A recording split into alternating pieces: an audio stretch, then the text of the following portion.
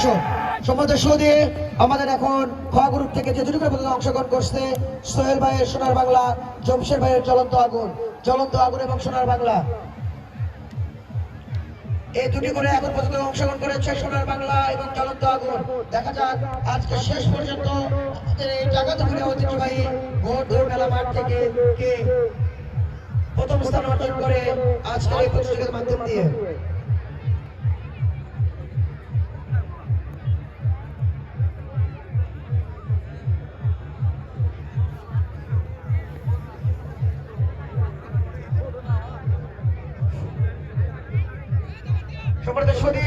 আসলে কিন্তু আবারও সেই কাঠ আর কুড়াল বাঘের সঙ্গে লড়াই হচ্ছে।